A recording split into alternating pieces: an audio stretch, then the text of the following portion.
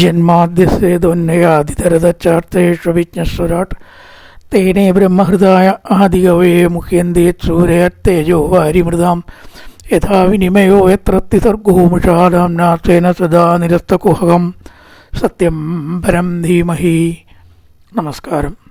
സനാതനധർമ്മ സംഹിതകളിലെ വിജ്ഞാനശകലങ്ങൾ പങ്കുവയ്ക്കാനായുള്ള നാദശ്രീ ചാനലിലേക്ക് എല്ലാവർക്കും സ്വാഗതം. പ്രിയരെ, ചാനൽ സബ്സ്ക്രൈബ് ചെയ്യാനും ലൈക്ക് ചെയ്യാനും ഓർമ്മപ്പെടുത്തിക്കൊള്ളുന്നു. ശ്രീമദ് ഭാഗവതത്തിൽ നമ്മൾ കണ്ടത് ധർമ്മപുത്രർ പലവിധ ദുർനിമിത്തങ്ങൾ കാണുകയാണ്. അതിനെപ്പറ്റി ഭീമനോട് പറയുകയും ചെയ്യുന്നു. ചിലതൊക്കെ ഇന്നലെ പറഞ്ഞു. മൃഗങ്ങൾ ആദിത്യനെ നോക്കിയിട്ട് കുരയ്ക്കുക, കണ്ണിൽ അഗ്നി ഉള്ളതുപോലെ കാണപ്പെടുക. മൃഗങ്ങളുടെ കണ്ണിൽ അഗ്നി എന്ന് പറഞ്ഞാൽ ഈ മൃഗങ്ങളുടെ കണ്ണിലൊക്കെ ഒരു തിളക്കുണ്ടാവും രാത്രി. അത് പറഞ്ഞത് അല്ലാണ്ടൊന്നുമല്ല. അപ്പം അത് അഗ്നിക്ക് സമാനമായി ഈ നോക്കുന്നവർക്ക് തോന്നി. മനസ്സാണല്ലോ എല്ലാറ്റിനും പ്രമാണം. അതാണ് ആ മുഖത്ത് അഗ്നിയോടുകൂടി കുരയ്ക്കുന്നു. തീക്കട്ട പോലത്തെ കണ്ണായിരിക്കും മൃഗങ്ങളുടെ. മിക്കവാറും രാത്രി കണ്ണ് കാണും അധികം മൃഗങ്ങൾക്കും. പിന്നെ പ്രാവുകളുടെ കരച്ചിൽ, ഉലൂകം മൂങ്ങ, പ്രത്യുലൂകം കാക്ക, ഇതിൻ്റെയൊക്കെ കരച്ചിലുകൾ ശരിയല്ലാത്ത വിധത്തിൽ കേൾക്കുന്നു. ഇനി തുടർന്ന് പറയണം. 16-ാമത്തെ ശ്ലോകം. ധൂമ്രാദിശ പരിതയ കമ്പതേഭൂ സഹാദ്രിഭി നിർഘാതശ്ച മഹാനാസീ സാഗഞ്ചസ്തനൈറ്റ്നുഭി. ദിശ ദിക്കുകൾ. ധൂമ്രവർണ്ണമുള്ളതും ഒരു ജാതി നിറം വെളുത്ത നിറത്തിൽ കലർന്ന മങ്ങൽ കൂടിയ ചാരക്കളറിനൊക്കെ ധൂമ്രം ആയിട്ട് കാണുന്നു. പരിധയ പരിവേഷങ്ങൾ, അദ്രിഭി പർവ്വതങ്ങളുടെ ഓടുകൂടി, ഭൂ എന്ന് പറഞ്ഞാൽ ഭൂമി, കമ്പത്തെ ചലിക്കുന്നു. ചെറിയ തരത്തിലുള്ള ഭൂകമ്പങ്ങൾ ഉണ്ടാവുക. ഭൂകമ്പങ്ങൾ ഉണ്ടാവുന്നതിന് ഒരു അനിഷ്ടകാലത്താണ് അത് ഉണ്ടാവുക, അല്ലാത്ത കാലത്ത് ഉണ്ടാവില്ല എന്നാണ്. അദ്രിഭി പർവ്വതങ്ങളോട് കൂടിയിട്ട് ഭൂമി ചലിക്കുന്നു. ധൂമ്രവർണ്ണമുള്ള പരിവേഷങ്ങൾ, പലതരത്തിലുള്ള വേഷങ്ങളെ പോലെയൊക്കെ കാണപ്പെടുന്നു. പിന്നെ പറഞ്ഞു സ്തനൈറ്റ്നുഭി സാകം, മിന്നലുകളോടുകൂടി. സ്തനൈറ്റ്നുഭി മിന്നലുകൾ, ഇടിമിന്നലോടുകൂടി. മഹാൻ നിർഘാത വമ്പിച്ച ഇടിയും. മിന്നലും ഉണ്ട്, ഇടിയുണ്ട്. സ്തനൈറ്റ്നുഭി മിന്നൽ, മഹാൻ നിർഘാത ഇടിമിന്നൽ. ഇടിമിന്നൽ കാണപ്പെടുന്നു. ആസീത് ഉണ്ടാകുന്നു, ഉണ്ടാകുന്നു. ധൂമ്ര ദിശ പരിധയ ദിക്കുകളൊക്കെ വല്ലാത്തൊരു രൂപം പോലെ തോന്നപ്പെടുക. കമ്പതേ ഭൂസഹാദ്രിഭി ഭൂമി, അദ്രി മലയോട് കൂടിയിട്ട് ഭൂമി ഇളകുന്നു. നിർഘാതശ്ച മഹാനാസി സാഗഞ്ച സ്തനൈറ്റ്നുഭി ഇടിമിന്നലും ഇടിവെട്ടലും പൊട്ടലും ഒക്കെ കേൾക്കുന്നു. അസ്ഥാനത്ത് തുലാവർഷത്തിന് ഇടിവെട്ടിയപ്പോൾ വേറൊന്നും വിചാരിക്കാനില്ല. പക്ഷെ പെട്ടെന്നാണ്ട് ഇടി വെട്ടുക. അങ്ങനെ ചിലവർ ഇടി പെട്ടെന്നാണ്ട് വെട്ടും. ഒരു കാരണവും കൂടാണ്ട് അതുവരെ യാതൊരു ലക്ഷണവും ഇല്ലാണ്ട് ഇടിയേണ്ട് വെട്ടുക. അത് നല്ല ലക്ഷണമല്ല എന്നാണ്. ഇനി അടുത്തത് വായുർവാതി കരസ്പർശോ രജസാ വിസജം സ്തമ വർഷന്തി ജലതാ രക്തം ബീഭത്സം നിവ സർവത. അത് വർഷന്തി ജലത എന്ന് ചില ഗ്രന്ഥത്തിൽ കാണും. രണ്ടും അർത്ഥം ഒന്ന് തന്നെ. രജസ പൊടികൾ, അന്തരീക്ഷത്തിൽ പൊടികളെ കൊണ്ട്. തമ വിസജൻ ഇരുട്ടിനെ വ്യാപിപ്പിക്കുന്ന. കരസ്പർശ വായു കഠിന സ്പർശത്തോടു കൂടിയ വായു വാതി വീശുന്നു. എങ്ങനത്തെ വായു വീശുന്നു? ഇരുട്ടിനെ വ്യാപിപ്പിക്കുന്ന വായു, ഒട്ടും സുഖമില്ലാത്ത വായു. കാറ്റിന് സുഖമുണ്ടോ? ഉണ്ട്. മന്ദവായു എല്ലാവർക്കും സുഖമാണ് ഏൽക്കാൻ. എന്ത് രസമല്ലേ കാറ്റ്, നമ്മൾ തന്നെ പറയുമല്ലോ. നല്ല മന്ദമാരുതനായിട്ട് ഇങ്ങനെ വീശുകയാണെങ്കിൽ കുഴപ്പമില്ല. പക്ഷേ കഠിനമായിട്ട് നമ്മളെ തന്നെ വീഴ്ത്തണ പോലെ കാറ്റ് വീശുകയാണെങ്കിലോ പലതും പറന്നു പോവും, ഉപദ്രവങ്ങൾ ഉണ്ടാക്കും. പന്തലൊക്കെ കെട്ടി ഇതൊക്കെ കേടുവരും. നമുക്ക് പല ഉപദ്രവങ്ങളും ഉണ്ടാക്കി തീർക്കുന്ന കാറ്റുകളും ഉണ്ട്. യാതൊരു ഉപദ്രവമില്ലാണ്ട് സുഖം തോന്നിക്കുന്ന കാറ്റുണ്ട്. ഇവിടെ അങ്ങനെയല്ല കാണുന്നത്. വിഷമിപ്പിക്കുന്ന കാറ്റാണ്. എന്തൊക്കെയോ അതിൽ പറന്നു പോകാത്തതൊക്കെ പറന്നു പോവുക. കഠിന സ്പർശം, അമിതമായ ശക്തിയോട് കൂടിയിട്ട് കരസ്പർശ വായു വാതി വീശുന്നു. ജലത സർവദാ ബീഭത്സം ഇവ. ജലത മേഘങ്ങൾ സർവദാ എങ്ങും ഭയങ്കരമായ, ബീഭത്സമയവും ഭയങ്കരമായ. രക്തം വർഷന്തി രക്തം മഴ പെയ്യുമ്പോൾ അതിൽ ചുവന്ന കളറ് കാണുക. പേപ്പറിലൊക്കെ നമ്മൾ കാണാറുണ്ടായിരുന്നു, നിൽക്കുന്ന ചുവന്ന വെള്ളം മഴയായിട്ട് പെയ്തു. കലിയുഗത്തിലത്തെ ഓരോ ദുഷ്പ്രവണതകൾ, ശരിയല്ലാത്ത ലക്ഷണങ്ങൾ, ദുർലക്ഷണങ്ങളാണത്. വർഷന്തി ജലത രക്തം ബീഭത്സം ഇവ സർവത. അസൃക് വർഷന്തി ജലത എന്നും ശരിയാണ്. അസൃക് എന്ന് പറഞ്ഞാൽ രക്തം. വർഷന്തി ജലത രക്തം അസൃക് വർഷന്തി ജലത. ഇവിടെ രക്തത്തിന് പകരം അസൃക് എന്ന് ചേർത്ത് അത് ആദ്യം കൊടുത്തു ശ്ലോകത്തിൽ. എത്രയേ ഉള്ളൂ. അങ്ങനെയാണ് തോന്നുന്നു മൂലത്തിലൊക്കെ. അസൃക് വർഷന്തി ജലത, വർഷന്തി ജലത രക്തം എന്ന് ഇവിടെ പറഞ്ഞു. രണ്ടും പാഠം ഇത്രയേ ഉള്ളൂ. ബീഭത്സം ഇവ സർവത. നദ്യോ നദാശ്ചുഭിത സരാം തിജ മനാം തിജ ന ജലന്തഗ്നിരാജേന കാലോ യങ്കിം വിദാസതി. നദ്യ നദികൾ, നദ നദങ്ങൾ. നദങ്ങളും നദി എന്നുള്ള വ്യത്യാസം, ഒന്ന് സമുദ്രത്തിൽ പതിക്കുന്നത്, പടിഞ്ഞാട്ടോട്ട് ഒഴുകുന്നത്, കിഴക്കോട്ട് ഒഴുകുന്നതൊക്കെ വ്യത്യാസപ്പെട്ടിട്ടാണെന്ന് ചിലർ പറയണു. കിഴക്കോട്ട് ഒഴുകുന്നതൊക്കെ നദികളും പടിഞ്ഞാട്ട് ഒഴുകുന്നതൊക്കെ നദങ്ങളും എന്ന് ചിലർ പറയുന്നു. രണ്ട് തരത്തിൽ ക്ലാസിഫിക്കേറ്റ് ഉണ്ട് ഈ പുഴകളെ നദികളെയൊക്കെ. അതിലത്തെ ഒന്നാണ് നദം, ഒന്ന് നദി. അങ്ങനെ നദ്യോ നദാശ്ച ക്ഷുഭിത, അതൊക്കെ വല്ലാതെ ഇളകി മറിഞ്ഞിട്ട് ഇങ്ങനെ ഒഴുകുക, ശാന്തമായിട്ടല്ല. നദ്യ നദാശ്ച ധരാംസി, തടാകങ്ങളും മൊത്തത്തിൽ ഇളകി മറിഞ്ഞിട്ട് കലങ്ങിയിട്ട് കാണുന്നു, തെളിഞ്ഞിട്ടല്ല കാണുന്നത്. മനാംസിച്ച, പലരുടെ മനസ്സിലും വിഷമങ്ങളുണ്ടാവുന്നു. മനാംസിച്ച ക്ഷുഭിതാഹ, മനസ്സും ക്ഷോഭിച്ചിരിക്കുന്നു. ക്ഷോഭിക്കുക എന്നുള്ള ക്രിയ മൊത്തത്തിന് എല്ലാറ്റിനുമാണ് കേട്ടോ. നദ്യ നദ സരാംസി മനാംസി, സരസ്സുകളും മനസ്സുകളും നദങ്ങളും നദികളും ക്ഷോഭിച്ചിരിക്കുന്നു.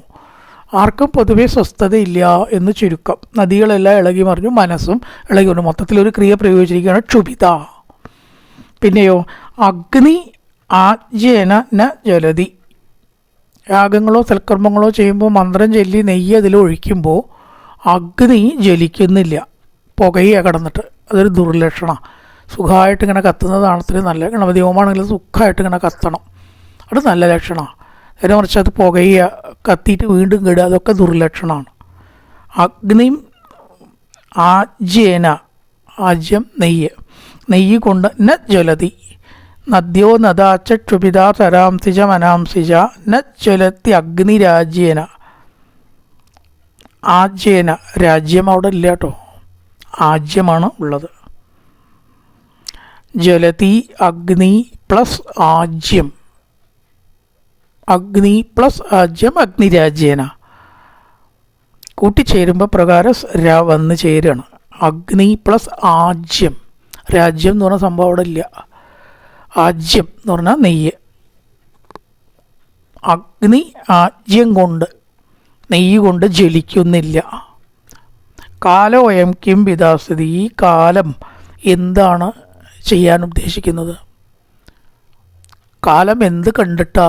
നമ്മളിടയ്ക്ക് ചോദിക്കൂല, ഈ മഴ ഇപ്പം എന്ത് കണ്ടിട്ടാ ഇപ്പം ഇങ്ങനെ? പെയ്താലും പറയും, പെയ്തില്ലെങ്കിലും പറയും, എന്താ ഇപ്പം ഈ മഴ കണ്ടിരിക്കണല്ലേ, എന്താ ഇപ്പോൾ മഴക്കാലത്ത് മഴയില്ലാണ്ടിരുന്നാൽ അങ്ങനെ പറയും. അധികമായാലും എന്താ ഇപ്പം ഇത്, എന്താ ഇപ്പം മഴ കണ്ടിരിക്കണം? മഴ ഒന്നും കണ്ടിട്ടല്ല. എന്ന പോലെ കാലം ഇപ്പം എന്താണ് കണ്ടിരിക്കണം? ഈ കാലം കിം വിദാസതി, എന്താണ് ഈ കാലം വരുത്താൻ പോകുന്നത്? എന്തോ ഒന്ന് ശരിയല്ലാതെ ഉണ്ട് എന്ന് തീർച്ച. നദ്യോ നദാക്ഷുഭിത സരാംസി ച മനാംസി ച ന ജലത്യഗ്നി പ്ലസ് ആജ്യം. അഗ്നി ആജ്യേന, രാജ്യമല്ല അഗ്നിരാജ്യേന കൂട്ടിച്ചേരുമ്പോൾ അഗ്നിരാജ്യേന കാലോയം കിം വിദാസ്യതി. ന പിബന്തി സ്തനം വത്സാന ദുഃഖന്തിജമാതര രുദന്തശ്രുമുഖാഗാവോ ന കൃഷ്യന്തഷഭാവ്രജേ. വത്സാഹ എന്ന് പറഞ്ഞാൽ പശുക്കുട്ടികൾ, ഗാവ വലിയ പശുക്കൾ, വത്സ പശുക്കുട്ടികൾ. സ്തനം ന പിബന്തി, മുല കുടിക്കണില്ല. ചിലപ്പോൾ നമ്മൾ ആ പശുവിൻ്റെ അടുത്തേക്ക് ആക്കി കൊടുത്താലും അവർ കുടിക്കാണ്ട് പോകണം. കുട്ടികൾക്ക് ഭക്ഷണം കൊടുക്കുമ്പോൾ അവർ കഴിക്കാത്ത പോലെ അങ്ങനെ ഉണ്ടാവുമല്ലോ. ഇപ്പോൾ വേണ്ടാന്ന് പറഞ്ഞ് തട്ടിക്കളയണ പോലെ. ഇനിയിപ്പോൾ അമ്മ കുട്ടികൾക്ക് കുടിക്കണം എന്നുണ്ടെങ്കിൽ തന്നെ അമ്മയായ പശു കുടിപ്പിക്കുന്നുമില്ല. അമ്മയായ പശുക്കൾ എന്നെ ദുഃഖ്യന്തി, ചുരത്തുന്നില്ല. സമാധാനം ഉണ്ടെങ്കിലേ ചുരത്തുള്ളൂ എന്നാ. സുഖമായിട്ട് ചുരത്തി കൊടുക്കുക, കുട്ടികൾ സുഖമായിട്ട് ഇങ്ങനെ കുടിക്കുക, അത് നല്ല ലക്ഷണമാണ്, ശാന്തമായിട്ടുള്ള ഭാവമാണ്. അതൊക്കെ നടക്കാതെ എന്തോ ഒരു അസ്വസ്ഥത എവിടെയൊക്കെയോ ഉണ്ട്. പ്രത്യേകിച്ച് ഈ മൃഗങ്ങൾക്ക് വരാൻ പോകുന്ന കാര്യങ്ങൾ അറിയാമെന്നാ നമുക്കുള്ളതിനേക്കാളും അറിയും. ഒരു ഭൂകമ്പോ എന്തെങ്കിലും ഒരു അപകടമോ കൊടുങ്കാറ്റോ വരികയാണെങ്കിൽ എലികളടക്കമുള്ള പല ജീവികളും അസ്വസ്ഥത പ്രകടിപ്പിക്കുന്ന നിരീക്ഷകർ പറയണു. സത്യമാണ്. പശുക്കൾക്കും അതിൻ്റെ ചില ലക്ഷണങ്ങളോ അതിൻ്റെ സൂചനകളോ കിട്ടും. അത് പ്രകടിപ്പിക്കുകയും ചെയ്യും. എങ്ങനെയാണ് അസ്വസ്ഥത? കുട്ടികളെ കുടിപ്പിക്കുന്നില്ല, ചുരത്തുന്നില്ല. കുട്ടികൾക്ക് അത്ര കുടിക്കണമെന്നില്ല. കളുവ കുടിക്കാൻ നോക്കിയ അമ്മ ചുരത്തി കൊടുക്കുന്നില്ല. എന്ന് ദുഹ്യന്തി, ചുരത്തുന്നില്ല. വ്രജേ, പശുക്കളെ വളർത്തുന്ന സ്ഥലത്തിനാണ് വ്രജം എന്ന് പറയാം, ഗോഷ്ടം എന്ന് പറയാം. ഋഷഭാഹ, ഉത്കൃഷ്ടമായ കാളകൾ എന്ന കൃഷ്യന്തി, സന്തോഷിക്കുന്നില്ല. അതും ഒരു ലക്ഷണമാണ്. ഈ കാളകൾ പൊതുവേ അവർ ശാന്തരാണെന്നാണ്. അല്ലെ, കൊമ്പൊക്കെ ഒരേ ആകൃതിയിൽ ഇങ്ങനെ ആക്കിയിട്ട് അവരിങ്ങനെ നടക്കുകയുള്ളൂ. ആരും ഉപദ്രവിക്കൊന്നുമില്ലല്ലോ. അവർ കാള വണ്ടി വലിച്ചു പോകുമ്പോൾ നമുക്ക് അവരോട് സഹതാപം തോന്നുന്നില്ല. അവർ നമ്മളെ ഉപദ്രവിക്കാൻ വരാറില്ല സാധാരണ ഘട്ടത്തിലെന്നാണ്. വേണമെങ്കിൽ അവർക്ക് എങ്ങനെ വേണമെങ്കിലും ഉപദ്രവിക്കാൻ അതിശക്തമായിട്ടുള്ള കാണാം, എങ്കിലും അത് ചെയ്യില്ല. പക്ഷേ അവർക്ക് അസ്വസ്ഥത വരുമ്പോഴോ എന്തെങ്കിലും ദുശ്ശകുനം വരുമ്പോഴോ നമ്മളെ കൊമ്പിങ്ങനെ കുലുക്കി നമ്മുടെ നേർക്ക് വരും. കുത്തിക്കൊള്ളണമെന്നൊന്നുമില്ല, പക്ഷേ പേടിക്കും. നമ്മൾ പേടിക്കുമല്ലോ. കൊമ്പും കുലുക്കി നമ്മുടെ നേർക്ക് വന്നാൽ നമ്മൾ പേടിക്കില്ലേ? അപ്പം ചിലപ്പോൾ കാളകൾ അങ്ങനെ ചെയ്യും. അത് ശരിക്കും നമ്മളോടുള്ള ദേഷ്യം കൊണ്ടല്ല, അതിൻ്റെ അക്രമവാസനയല്ല, അതൊരു ലക്ഷണമായിട്ടാണ് അറിവുള്ള ഒരു നിരീക്ഷകർ പറയണത്. മൃഗങ്ങൾ എപ്പോഴും നമ്മളോട് സ്നേഹം പ്രകടിപ്പിച്ച് വന്നാൽ നല്ലതാണ്. പശുക്കളാണെച്ചാൽ കുരച്ച് ചാടി വരിക, പശുക്കളാണെച്ചാൽ തല വെട്ടിയിട്ട് നമ്മളെ ഉപദ്രവിക്കാൻ വരിക, അതിൽ എന്തോ ഒരു ലക്ഷണക്കേടുണ്ട് എന്നാണ്. ഒരു അനിഷ്ട വർത്തമാനം അതിന് പുറകെ ഉണ്ടാവും. അതെപ്പോഴും ശരിയാവണമെന്നൊന്നുമില്ല കേട്ടോ, ഏതും പറയാം. വന്നു വിചാരിച്ചിട്ട് ആരും പേടിക്കൊന്നും വേണ്ട. ചിലപ്പോൾ അത് ഒക്കും, ഇത്രയേ ഉള്ളൂ. ചിലപ്പോൾ ഒക്കണേനൊന്നും ശാസ്ത്രീയതയില്ല, എന്നാലോ ചിലപ്പോൾ ഒക്കും ചെയ്യും. അതുപോലൊരു ലക്ഷണമാണ് ഇവിടെ. കാളകൾ സന്തുഷ്ടരല്ല, അസ്വസ്ഥരാണ്. ഗാവ, പശുക്കൾ അശ്രുമുഖ, മുഖങ്ങളിൽ കണ്ണീരോടുകൂടി കാണപ്പെടുന്നു. കുതിര കരയുക, പശു കരയുക, കണ്ണുനീര് വീഴുക, ഇങ്ങനെയൊക്കെ അനിഷ്ടങ്ങൾ ഉണ്ടാവുമ്പോൾ ഉണ്ടാവും അത്രേ. കുതിരകളുടെ കണ്ണിൽ നിന്ന് വെള്ളം വരും എന്നാണ് പറയണത്. ഇവിടെ പശുക്കളുടെ കാര്യമാണ് പറഞ്ഞത്. ഗാവ അശ്രുമുഖാഹ, അശ്രു കണ്ണുനീര് പൊഴിക്കുന്നു. രുദന്തി, കരയുന്നു. പിബന്തി, ഏത് കർമ്മം എന്തി ചേർത്ത ചെയ്യുന്നു, കണ്ടിന്യൂസ് ടെൻസാണ്. ന പിബന്തി സ്തനം വത്സ, പശുക്കുട്ടികൾ കുടിക്കുന്നില്ല. ന തുഹ്യന്തിച്ച മാതര, അമ്മ പശുക്കൾ ചുരത്തുന്നില്ല. രുദന്തി അശ്രുമുഖ ഗാവോ ന, അവിടെ ഞാൻ ചേർക്കണം. പക്ഷേ അശ്രുമുഖത്തോട് കൂടിയിട്ടാണ് പശുക്കൾ, അവിടെ ഞാൻ ബാധകമല്ല, അവിടെ പോസിറ്റീവാണ്. രുദന്തി അശ്രുമുഖ ഗാവോ, പശുക്കൾ കരയുന്നു. ന കൃഷ്യൻ ഋഷഭ വ്രജേ, ഋഷഭ കാളകൾ സന്തോഷിക്കുന്നില്ല. കൃഷ്യന്തി, സന്തോഷിക്കുക. കണ്ടിന്യൂസ് ടെൻസിലൊക്കെ വാക്കായതുകൊണ്ടൊക്കെ പഠിക്കാനും കൂടി പറ്റുന്നവരെ ചില ഭാഗവതം കൊണ്ട് ഭാഷയും കൂടി പഠിക്കാം. അല്ലെ, ഇങ്ങനെ രണ്ടെണ്ണം കേട്ടാൽ നമുക്ക് രുദന്തി കരയുന്നു, ഋഷ്യന്തി സന്തോഷിക്കുന്നു, ചലന്തി നടക്കുന്നു, ധാവന്തി ഓടുന്നു. ഇത്രയും പഠിഞ്ഞു. ന പിബന്തി സ്തനം വത്സാന ദുഃഖന്തി ജമാതര ന രുദന്ത്യശ്രമുഖാഗാവോ ന കൃഷ്യൻ ഋഷഭാവ്രജേ.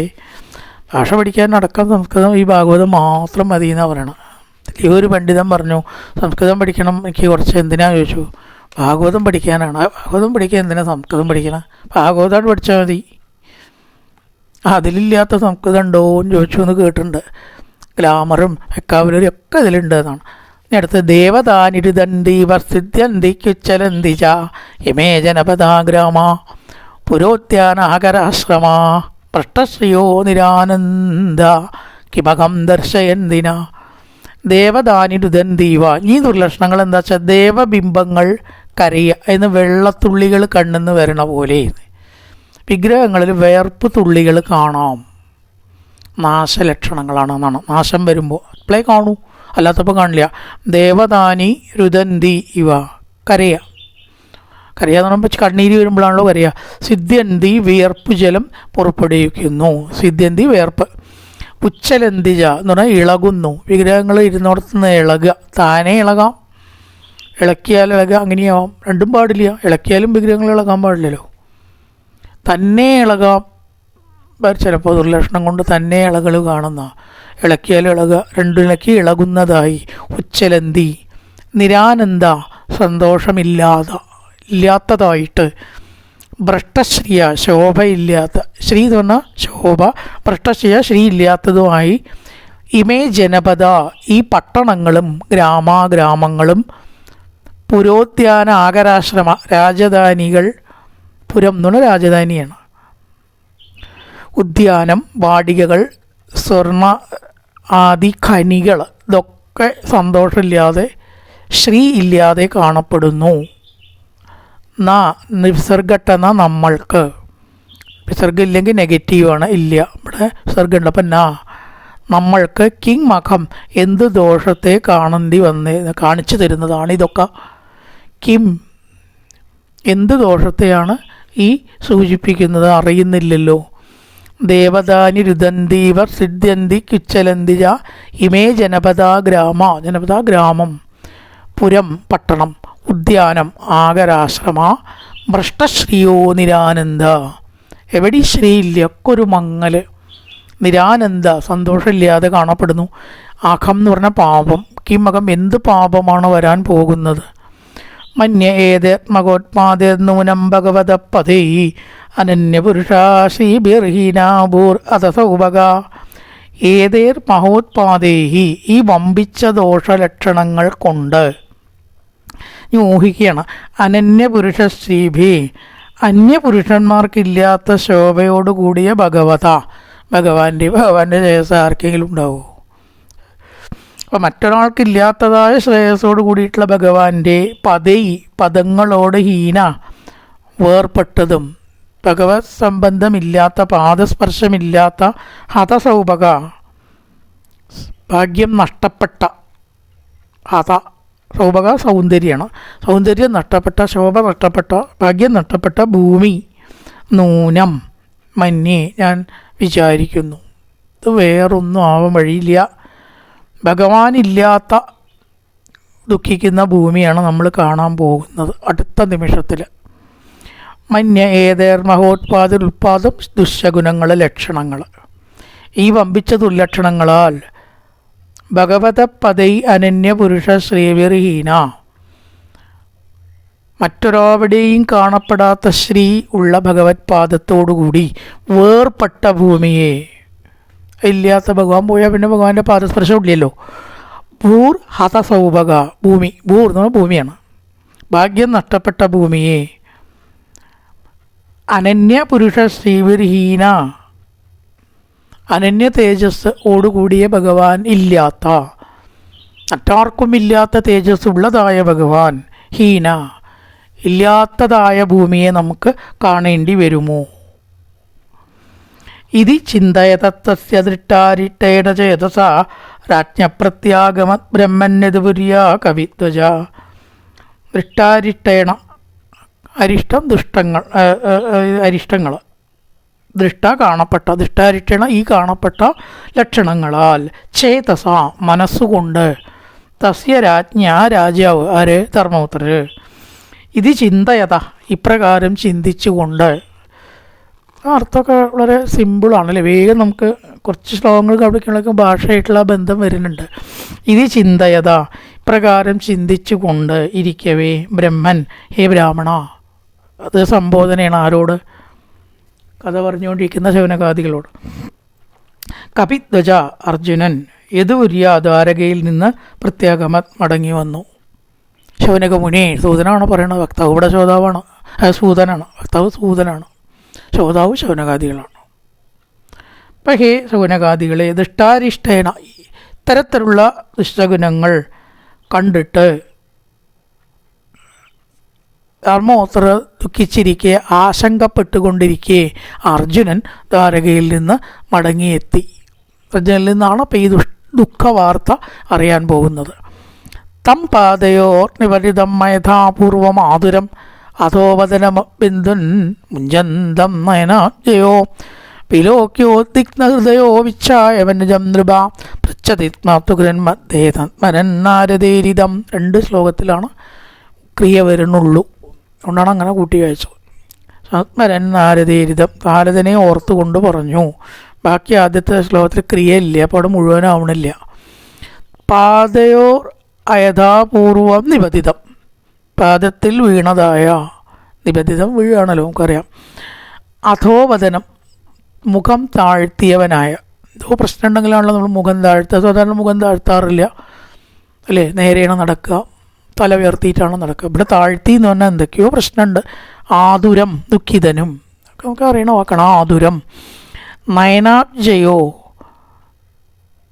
താമരപ്പൂ പോലെയുള്ള കണ്ണിൽ നിന്ന്, നയനം കണ്ണ്, അബ്ജം താമര, അപ്പം താമര പോലത്തെ കണ്ണുള്ള ആ കണ്ണുകളിൽ നിന്ന് ജലകണങ്ങളെ, വാക്കണം അബിന്ദൂൻ, അബിന്ദൂൻ ജലകണങ്ങളെ, മുഞ്ചന്തം ഒഴുക്കുന്നവൻ, വിട, മുഞ്ചന്തം എന്ന് പറഞ്ഞാൽ ഒഴുക്കുക, മുജ് ധാതു എന്നാണ്, വിട എന്നുള്ളതാണ് മുഞ്ചന്തം, ഒഴുക്കുക എന്ന് ഇവിടെ സന്ദർഭിക അർത്ഥം.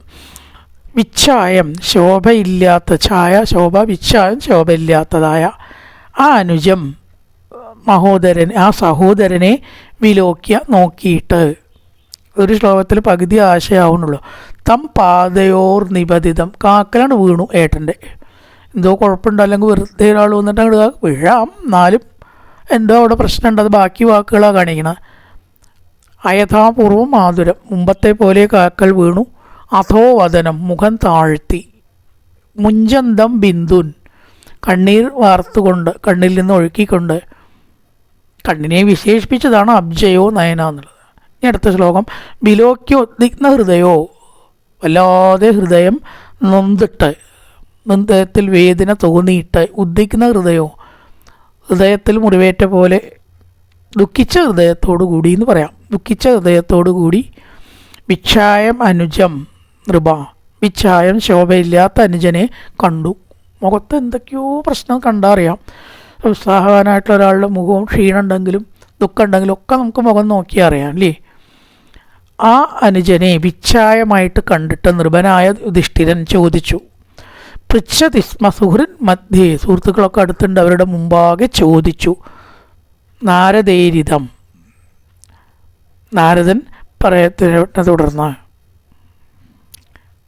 നാരദനാൽ പറയപ്പെട്ടതിനെ ഓർത്തിട്ട്, ഇനി സംസ്മരൻ എന്നാണ്, സ്മരിച്ചിട്ട്. നാരദൻ പറഞ്ഞിട്ടുണ്ട് കൃഷ്ണൻ ഇവിടുന്ന് പോകുന്നു, അങ്ങനെ എന്തൊക്കെയോ ചില ചീത്ത കാര്യങ്ങൾ, അതിനെ ഓർത്തുകൊണ്ടാണ് അർജുനനോട് സംസാരിച്ചത്. ഇനി താഴെ എന്താണ് ചോദിച്ചതെന്ന് പറയാൻ പോണു. ഇതിനപ്പുറം പൃച്ഛതിസ്മത കുരൻ മധ്യേ ചോദിച്ചു എന്ന് പറഞ്ഞു. ആ ചോദിച്ചത് താഴെ അടുത്ത ശ്ലോകങ്ങളിൽ പറയുന്നു. നാരദൻ പറഞ്ഞത് ഓർത്തുകൊണ്ട് ഇപ്രകാരം ചോദിച്ചു. പൃച്ഛതിസ്മ സുഹൃൻ മധ്യേ, സുഹൃത്തുക്കളുടെ മധ്യേ വെച്ചിട്ട് ചോദിച്ചു. എന്തോർത്തുകൊണ്ട്? സംസ്മരൻ നാരദേരിതം, നാരദൻ പറഞ്ഞ വാക്കുകൾ ഓർത്തുകൊണ്ട് ഇപ്രകാരം ചോദിച്ചു. ചോദിച്ചതെന്താ? യുധിഷ്ഠിര ഉവാച കച്ചിന്നാനർത്ഥപിര്യാം നസ്വജനാ സുഖമാസതേ മത് ഭോജദശാർഹ സാത്വതാന്തകവൃഷ്ണയാ. ഇനി എന്താ വെച്ചാൽ ദ്വാരകയിൽ പ്രശ്നമുണ്ടോ എന്ന് പറയണ വെച്ചാൽ ദ്വാരകയിലത്തെ കാര്യങ്ങളാകാണ്ട് വെച്ചാൽ അന്വേഷിക്കണം. അപ്പോൾ അവിടുത്തെ കാര്യങ്ങൾ കുറച്ചിങ്ങനെ വിശദമായിട്ട് ഇനി കുറേ ശ്ലോകങ്ങളിൽ ആ അന്വേഷണമാണ്, ഒരു ശ്ലോകത്തിലല്ല, കുറേ അന്വേഷിക്കുന്നുണ്ട്. ദ്വാരകയിൽ ആനർത്തപുരി, ദ്വാരക, ആനർത്തപുരിയിൽ മധുഭോജ ദശാർഹാർഹ, അവിടെ താമസിക്കുന്നവരാണ് മധുക്കൾ, ഭോജന്മാർ, ദാർശാർഹന്മാർ, അർഹന്മാർ, സാത്വതന്മാർ, അന്ധക വൃഷ്ണിമാർ ഒക്കെ കൂടി ഒന്നിച്ചാണ് ചേർത്ത് പറഞ്ഞു എന്നേ ഉള്ളൂ. മധുഭോജ ദശാർഹാർഹ സാത്വതാന്തക വൃഷ്ണയ, മധു ഭോജ ദശാർഹ ഒക്കെ ഓരോരുത്തരുടെ പേരുകളാണ്, വംശങ്ങളുടെ കേട്ടോ, ഓരോ വ്യക്തിയുടെ പേരല്ല, ഓരോ വംശങ്ങളുടെ. അർഹന്മാർ ഒരു കൂട്ടർ പേരാണ് അർഹന്മാർ. ദശാർഹ അർഹ എന്നും പറയണു. അതുകൊണ്ടാണ് രണ്ട് ഋഹ വന്നത്. അത് ഉച്ചരിക്കുമ്പോൾ ഉച്ചരിച്ച് ശീലിക്കേണ്ട ആവശ്യമുണ്ട്. മധുഭോജ ദശാർഹ പെട്ടെന്നാട് കിട്ടില്ല, ഒരു ഹ പോരാ, രണ്ടെണ്ണം ഋഹ തന്നെയാണ്. ദശാർഹന്മാരും അർഹന്മാരും അതിനോർത്താൽ തന്നെ കിട്ടും. മധുഭോജ ദശാർഹ ഋഹ മധുഭോജ ദശാർഹ സാത്വതാന്തക വൃഷ്ണയ. ഇവരെല്ലാം സുഖമായിട്ട് ഇരിക്കുന്നുവോ അർജുന? ആദ്യത്തെ ചോദ്യമാണ്. ഇനി അടുത്തത്, ശൂരോ മാതാമകക്കച്ച് സ്വസ്ത്യാത്തേവാദമാരിഷ മാതുലസാനുജക്കച്ചൽ കുശല്യാനകതുന്തുഭി. പൂജ്യനും ശൂരനും ആയ അമ്മയുടെ അച്ഛൻ, മാതാമകനായ അമ്മയുടെ അച്ഛന് കുശലമോ? ദേവകിയുടെയും അച്ഛൻ ഉണ്ടാവണം, അവർക്ക് സുഖം തന്നെയല്ലേ? മാരിഷ എന്ന് പറഞ്ഞാൽ പൂജ്യനും ശൂരനുമായ മാതാമഹ, അമ്മയുടെ അച്ഛനാണ് മാതാമഹൻ, പിതാമകൻ അച്ഛൻ്റെ അച്ഛൻ. അപ്പം അവർക്ക് സുഖം തന്നെയല്ലേ? ഇവിടെ മാതാമഹയെ ചോദിച്ചിട്ടുള്ളൂ കേട്ടോ. മാതാമഹ അമ്മയുടെ അച്ഛനും അനുജന്മാരോട് കൂടിയ അമ്മാമനായ വസുദേവർക്കും, വസുദേവര അച്ഛനാണ്, കൃഷ്ണനെ സംബന്ധിച്ച അച്ഛനാണ്, കൃഷ്ണൻ്റെ അച്ഛനാണ് വസുദേവർ. അപ്പം അർജുനനെ സംബന്ധിച്ച് ഏറ്റവും അടുത്ത ആളാണ് കൃഷ്ണൻ. ആ കൃഷ്ണൻ്റെ അച്ഛൻ അവിടെ മാതുലൻ, അമ്മാമനാൻ്റെ സ്ഥാനത്താണല്ലോ വരിക. അമ്മയാണ് കുന്തി, കുന്തിയുടെ സഹോദരനാണ് വസുദേവർ, അപ്പം അമ്മാമനാണ്. അർജുനൻ്റെയും ഇവരുടെയൊക്കെ പാണ്ഡവന്മാരുടെയൊക്കെ അമ്മാമനാണ് വസുദേവർ. മാതുല, അമ്മാമന് സുഖം തന്നെയല്ലേ? ആനകദുന്ദുഭി വസുദേവർ. കുശലീ കച്ചി സുഖമായിരിക്കുന്നുവോ? പൂജ്യനും വീരനും ശൂരനുമായ അമ്മാമനായ വസുദേവർ, കുന്തി സഹോദരൻ, സുഖമായി ഇരിക്കുന്നുവോ? സപ്തസ്വസാരം തത്പത്നിയോ മാതുലാന്യ സഹാത്മജ ആസതേ സഷ്ണുഷാ ക്ഷേമം ദേവകീ പ്രമുഖ സ്വയം. പിന്നെ ചോദിച്ചു തത്പത്നിയ, അവൻ്റെ പത്നിമാർ. വസുദേവർക്ക് കുറേ പത്നിമാരുണ്ട്. പൗരവി, രോഹിണി, ഭദ്ര, രോചന, ഇള ഒക്കെ കംസ സഹോദരിമാരല്ലാത്തവരും ഉണ്ട്, ആയവരും ഉണ്ട്, അല്ലാത്തവരും ഉണ്ട്. അങ്ങനെയുള്ള പത്നിമാർക്കൊക്കെ സുഖം തന്നെയല്ലേ? സപ്തസ്വസാര, 7 സഹോദരിമാർ. മാതുലാന്യ, അമ്മായിമാരായ ദേവകി പ്രമുഖ, ദേവകി മുതലായിട്ടുള്ളവർക്ക്, മാവൻ്റെ ഭാര്യ ദേവകി അമ്മായിയാണല്ലോ. സഹാത്മജ, പുത്രന്മാരോടുകൂടി, സസ്നുഷ, പുത്രഭാര്യമാരോടുകൂടി സുഖമായിട്ടിരിക്കുന്നില്ലേ? സ്നുഷ എന്ന് പറഞ്ഞാൽ പുത്രഭാര്യ. വാക്ക് സുഖമാസയെ കച്ചി, സുഖമായിരിക്കുന്നു. ഇന്ന് നമുക്ക് പരിചയമല്ലാത്തൊരു വാക്കാണ് ഈ സ്നുഷ. ശരിക്കും അത് അറിയണം. എന്താണ് ഈ സ്നുഷ? അതിൻ്റെ പ്രാധാന്യം എന്നറിയോ? ശരിക്കും പറയാച്ചാൽ അതൊരു വിഷയം ഇവിടെ അല്ലെങ്കിൽ ഞാൻ പറയണം. ഈ സ്നുഷ എന്ന് പറഞ്ഞാൽ മകൻ്റെ ഭാര്യയാണ്. മകൻ്റെ ഭാര്യ എന്ന് പറഞ്ഞാൽ അത് ഒരു സ്ഥാനപ്പേര് മാത്രമല്ല. കല്യാണം കഴിഞ്ഞാൽ ആ കുട്ടി ഒരു സ്ഥാനത്താണ്. പിന്നെ അതെന്താ? മകൻ്റെ ഭാര്യ. അങ്ങനെ ഒരു സ്ഥാനമുണ്ട്. പലരും ഇന്നത് ഓർക്കുന്നില്ല. അതാണ് പറയാൻ കാരണം. താൻ ഏതോ ഒരാളുടെ ഭാര്യയായി, അത്ര തന്നെ ഉള്ളൂ. പിന്നെ മകളും തന്നെ, അമ്മയും ഭർത്താവും ഉള്ളൂ. ഈ ഭർത്താവിൻ്റെ കൂട്ടക്കാർ, അച്ഛൻ, അമ്മ, അവരെ തീരെ കണക്കാക്കാത്ത ഒരു കാലഘട്ടമാണ് ഇപ്പോൾ വന്നിരിക്കുന്നത്. സ്നുഷ ആണ് താൻ എന്ന് മരുമകൾ അംഗീകരിക്കണില്ല. പല കുടുംബത്തിലും അംഗീകരിക്കണവരുണ്ടാവും. കല്യാണം കഴിഞ്ഞ് സ്വന്തം വീട്ടിൽ തന്നെ നിൽക്കാൻ ഇഷ്ടപ്പെടുന്ന എത്രയോ സ്ത്രീകളെ ഇന്ന് നമുക്ക് കാണാം. നിവൃത്തിയില്ലാതെ ഭർത്താവിൻ്റെ വീട്ടിൽ നിൽക്കുകയാണ് അവർ. അങ്ങനെ അല്ലല്ലോ. സ്നുഷ എന്ന് പറഞ്ഞ സ്ഥാനം ഉണ്ട് എന്നാണ് ഇപ്പോൾ പറഞ്ഞു വരുന്നത്. പിന്നെ അവർ സ്നുഷയായിട്ടാണ് അധികം ശോഭിക്കേണ്ടത്. അതുകൊണ്ട് ഇവിടെ സ്നുഷമാർ സുഖമായിട്ടിരിക്കുന്നില്ലേ? ഇപ്രകാരം ഈ എല്ലാവരുടെയും സ്നേഹാന്വേഷണങ്ങൾ ഒരുപാട് പറയുന്നുണ്ട്. കച്ചിത് രാജാഹുഗോ ജീവത്യസത്പുത്രോസ്യ ജാനുജ ഹൃദീകസതോ ക്രൂരോ ജയന്തഗതധാരണ. അസത്തായിരിക്കുന്ന പുത്രന്മാരുണ്ടായിരുന്ന ഉഗ്രസേനൻ, കംസനെ പോലെയുള്ള നല്ല മക്കളല്ല. ജീവതി കച്ചിത്, ജീവിച്ചിരിക്കുന്നുവോ? ഉഗ്രസേനൻ്റെ മക്കളോടുകൂടിയ ഉഗ്രസേനൻ എന്നാണ് പറഞ്ഞത്. അസ്യ അനുജ, ഇവൻ്റെ അനുജനും, സസുതാ ഹൃദീക, പുത്രതൈതനായ ഹൃദീകനും അക്രൂരനും, ജയന്തൻ ഗതൻ സാരണൻ, ഇവരും സുഖമായിട്ടിരിക്കുന്നുവോ? ആസതേ കുശലം കച്ചിത് ഏജ ശത്രുജിതാദയ കച്ചിതാത്തേ സുഖൻ രാമോ ഭഗവാൻ സാത്വതാംപതി. ശത്രുജിത്ത് കൂട്ടത്തിലൊരു പ്രബലാണ് ശത്രുജിത്ത്. കുശലമാസ്തേ സുഖമായിരിക്കുന്നുവോ? സാത്വതാം പ്രഭു യാദവന്മാരുടെ പ്രഭുവായിരിക്കുന്ന രാമൻ ബലരാമൻ സുഖമായിട്ടിരിക്കുന്നുവോ? ഇങ്ങനെ തുടരുകയാണ് കുറേയും കൂടി ചോദ്യങ്ങൾ. കായേന വാചാ മനസേന്ദ്രിയർവാധ്യാത്മനാ വാ പ്രകൃതേ സ്വഭാവാൻ കരോതി യത്യർത്ഥകലം പരസ്മൈ നാരായണായേതി സമർപ്പയാമി. ഓം പൂർണ്ണമദ പൂർണ്ണമിദം പൂർണ്ണാൽ പൂർണ്ണമുദച്യതേ പൂർണ്ണസ്യ പൂർണ്ണമാദായ പൂർണ്ണമേവാവശിഷ്യതേ. ഓം ശാന്തി ശാന്തി ശാന്തി.